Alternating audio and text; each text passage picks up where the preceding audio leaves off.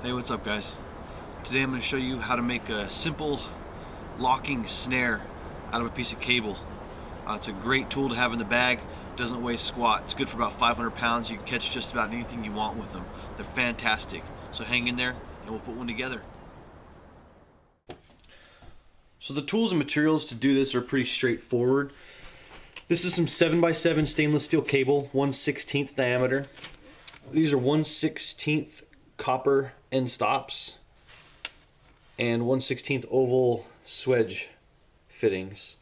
Now these fittings in this cable can all be picked up at your local marine hardware store. I got all this stuff at West Marine. The cable's about 30 cents a foot, and these come in packs of 4 or 8, however you get them, and they're just a couple bucks. So it's really inexpensive to do this job.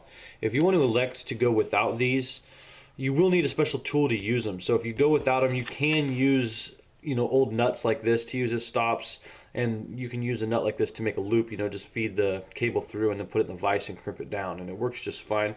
It's just a little janky, for lack of a better term. It's not quite right, you know what I mean? So to do it the right way, to make it nice and clean, we're going to go ahead and use these stops. You will need a special tool to use those. It's called a swedge-it tool. This one goes down to 1/16.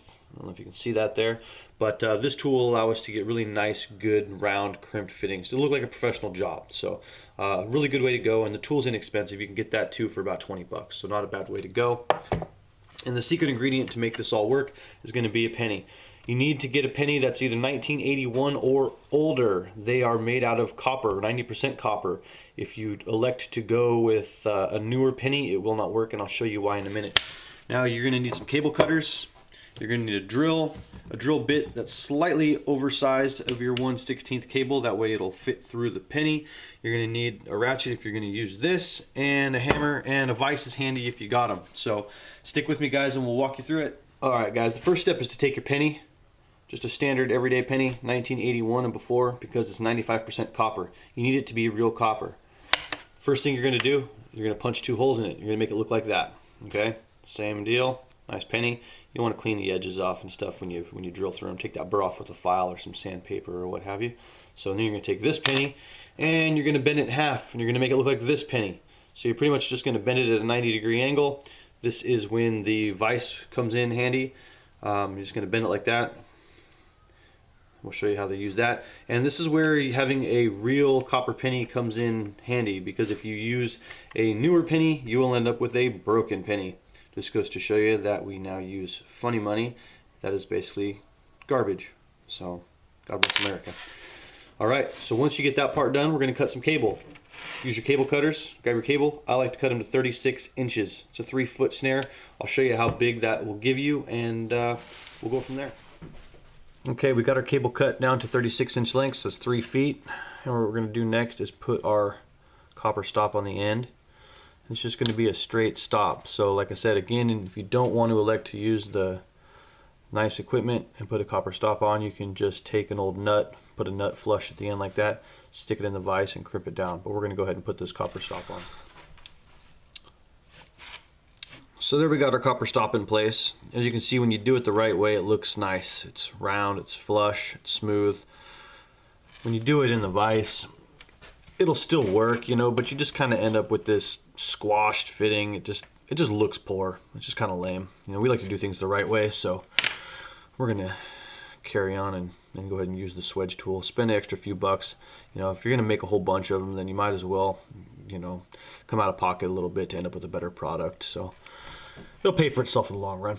The next step is to put the penny on. What we're gonna do is just stick the penny on the other end, and just be conscious of the way you're putting this on there, because you want the stop to bottom out against the penny on the back side, the outside of the 90-degree angle. And then you just take the other end, stick it through the other hole in the penny, and that creates our snare loop. So this is actually where you'll be catching the animal, and the penny actually works as the locking mechanism. It works perfectly. I'll demonstrate that at the end here. So now the next step is to make your loop at the other end.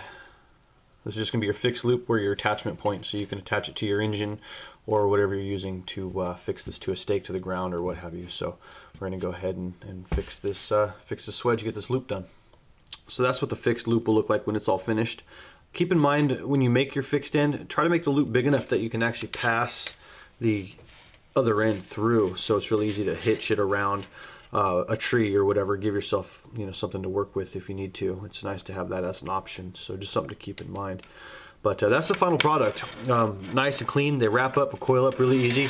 You just take something like this and just stick it in the pack. Doesn't weigh much of anything. Doesn't hurt to have a few, you know, 3 or 4 of them in the bag. Like I said, they're good for about 500 pounds. You can catch pretty good sized game with them. One thing to always remember is that snaring is not humane. It's most likely illegal. You're not allowed to use a lot of snares and primitive trapping techniques in a lot of places. They have outlawed just about all of it. So you're only going to use it as a last resort, but they work extremely well and they're very productive. So you will not starve to death. But like I said, again, they're probably illegal to use and they're not humane to use. So but that all kind of goes out the window in a survival situation. If you have to feed yourself, you have to feed yourself, you know. And then yeah, so just to give you a quick look at how these things work, you know, animal gets in here, and what's really neat is that penny acts as a lock. So when they struggle and pull it down tight, it will not come undone. I mean, it is locked on there tight. No amount of struggling, it's not going to release itself. The more the animal struggles, the tighter it gets, and it just locks itself in place. The only way to get it undone is to actually grab the penny itself and work that lock loose. So there you go, you guys. Fantastic setup, put in the bug out bag or your survival kit, or just in your EDC. You never know when the need might arise. So you know, quick and easy, just costs a couple bucks to get it done, and a fantastic productive way to catch food without a lot of effort on your end. You know, you set a bunch of traps and let them do the work. So there you guys go. Again, always thank you for watching. Jay Dilla signing out.